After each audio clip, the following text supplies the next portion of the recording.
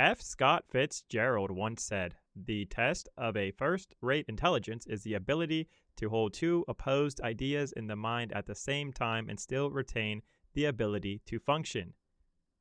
Most people can't do that. And that is exactly why so many people don't like POTS, because POTS can appreciate intactivism while also calling out of its flaws. We can acknowledge the good and the bad at the same time, but when most intactivists hear criticism, they think POTS is attacking our camp, our tribe, so he must be the enemy.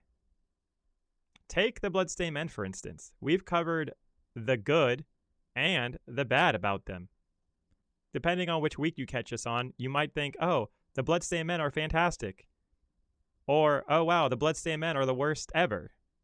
Now, did my opinion change completely of them?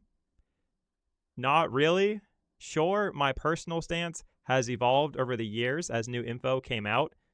But here's the key. I can talk positively about groups and people I don't like, and negatively about people and groups I do like.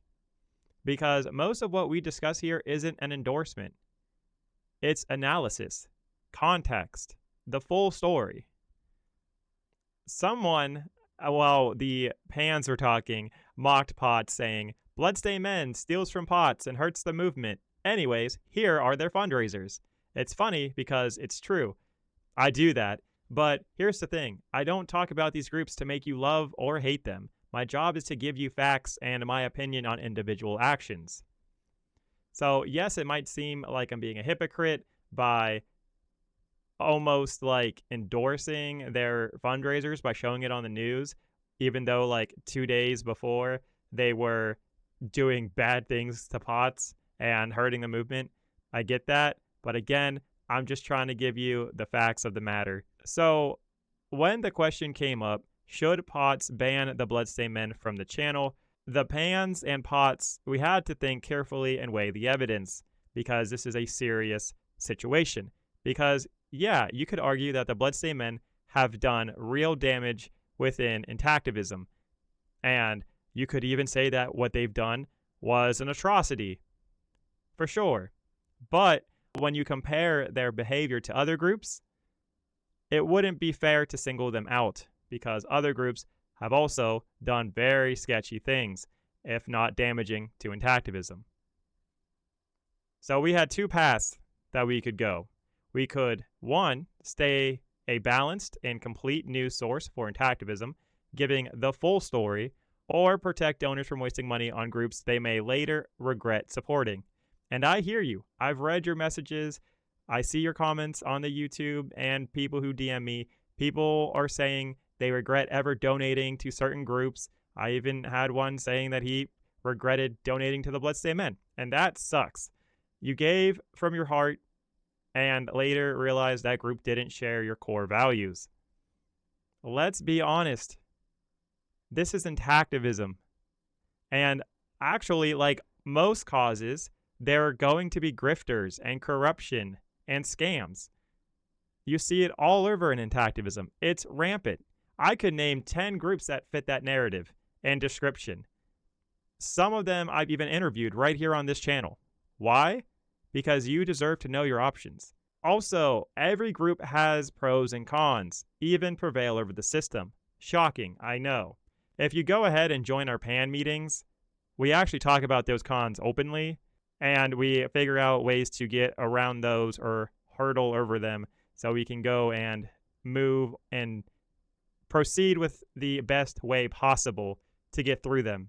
Now, I know my audience, you love focusing on the cons of certain groups. Like, for instance, let's talk about Intact America for a second. Most of my fans can't stand them, but they're the only group offering professional therapy for victims of circumcision, often for free or cheap if you consider the fact that you have to give donations to Intact America to go ahead and get this free therapy. If you're struggling mentally and need therapy, I wouldn't judge you for paying $25 a month to Intact America. That makes perfect sense to me. But if you think that $25 a month is stopping circumcision, yeah, we need to talk. We've gotten videos that show otherwise. I will debate you all day long that Intact America isn't doing anything to stop the circumcision rates. That's my opinion, but don't go ahead and dismiss the good Intact America does. Instead, weighing the good and bad and then deciding from there, oh, this company is good enough for me to donate, or no, this company is not good enough for me to donate to, but still understand that there are good and bad things in that company so you understand where other people are coming from. That's intelligence. That's discernment. The reason POTS often sounds negative about Intactivism is because when you make a real pros and cons list, the cons usually outweigh the pros. If you want positive spin and exaggerated claims, go to the group's website. If you want the truth, watch our full playlist and research before donating.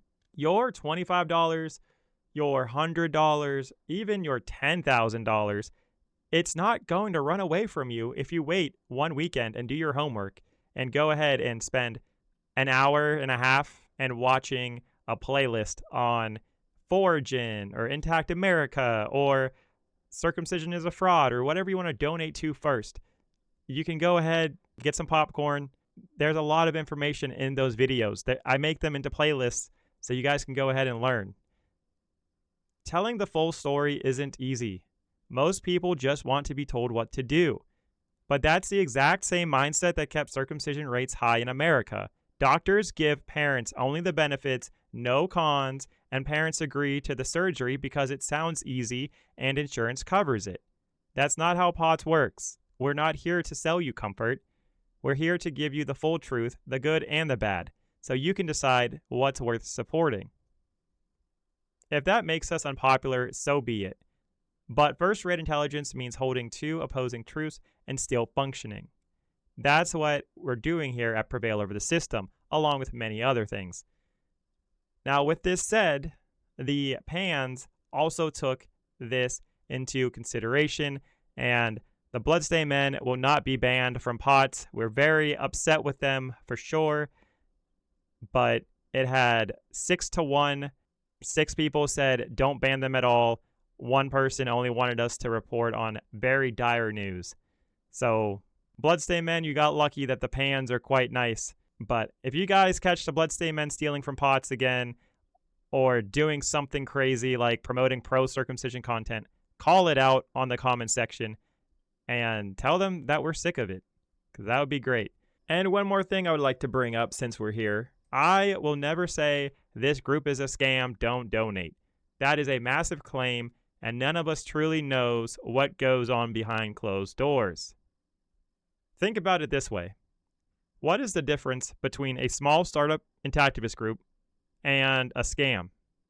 Sometimes it's not much, because people can fake it for a long time. Small startup Intactivist groups, they need money, and they're going to be very motivated, and they might even promise big things.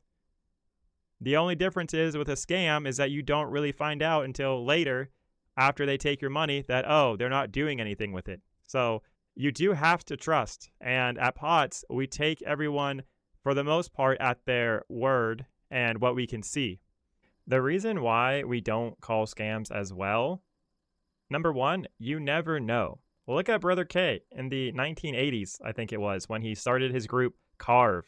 They were active for like 5 years, and Brother K dropped off the face of the earth for about 20 plus years before picking it back up. Like, that's a long time.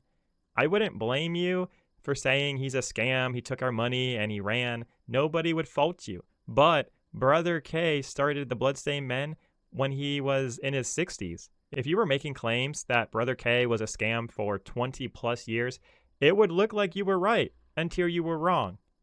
So, point being is you never know somebody and why they left the movement. Maybe they didn't have a dubious reason for what they did. Maybe they got burnt out. Who knows what their intentions were? Now, reason 2, if you go ahead and start calling scams, it can make you lose a lot and it'd be very disastrous. For instance, Daniel Rold from Next Level Intactivist, he decided he could tell which groups were good and which groups were scams. He called POTS a scam. What happened?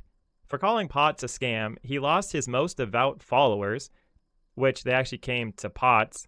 Intactivists are very sensitive to being lied to, especially when it's negative. Just a reminder, doctors abused their leadership and called an amazing part of your body a scam.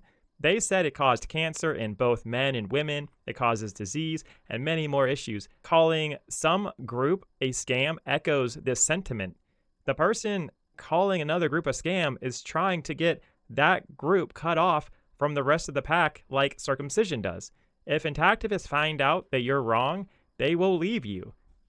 Now, as far as I know, Daniel Rold lost all of his following. Again, this is why we don't call scams. But the Daniel Rold story goes deeper. After that, he made another bet. This time it was on Cockfight USA, led by Brett Johnson, and built them a brand new website. Well, Cockfight USA hasn't really been active for almost a year, and nothing has been done with that website to my knowledge. Point being is you don't know how a group is going to turn out, no matter the red flags. And I've been ridiculed before by people accusing me of, quote, POTS is helping scammers scam. And that's not our intentions. Also, if you go ahead and you look at our description underneath our videos, we do state that none of this is financial advice. We're not trying to go ahead and persuade you on who to donate or who not to donate to. POTS can only do so much. So if you go ahead and if you want to pull out your wallet and type in your credit card information in a group, guys, please do your research. Honestly, I wish I could sit here and just tell you which groups to donate to and which groups not to, but that would be probably legal gray waters, and not trying to do that. That's one of the hard parts of being POTS. And calling people and groups scammers and grifters may make you more popular. I understand that when people talk with certainty, people love it. People want to be assured they are making the right choice when it comes to anything. We are all brought up to learn this mindset that this is the right answer and this is the wrong answer. You learned it in school by our teachers, which were our leaders as kids. They told you this was right and that's wrong. Well, in life, that isn't the case. Intactivism is very complex. Next Level Intactivism, calling POTS a scam, was one of his most popular videos for the past 3 years. But after he was proven wrong about POTS, his video views never went back up. Now, if you don't like this and you still want to call out supposed scammers in Intactivism, you are more than welcome to do an interview on POTS. All you need to do is give your first name and show your face, then go and call whoever you want to scam. I've offered this before, and no one's took me up on this thus far, but that offer is still on the table if you want your voice heard and you want the supposed scammers and grifters exposed. Go for it. You may protect some intactivists from wasting their money. I'm not sure. The only thing I can be sure of is that circumcision is a scam. Prevail over the system. We rise through precision. Uplift transition. Rebuild.